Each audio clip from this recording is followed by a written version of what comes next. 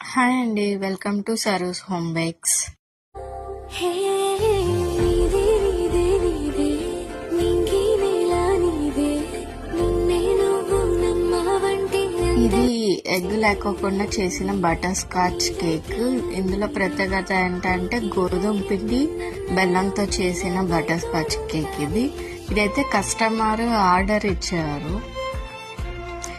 ఈ కేక్ ఇచ్చే ముందు కస్టమర్కి డౌట్ ఉన్నది, అసలు ఎగ్ లేకుండా కేక్ చేయొచ్చా అని. కానీ మేము చేసి ఇవ్వగానే చాలా హ్యాపీ ఫీల్ అయ్యారు.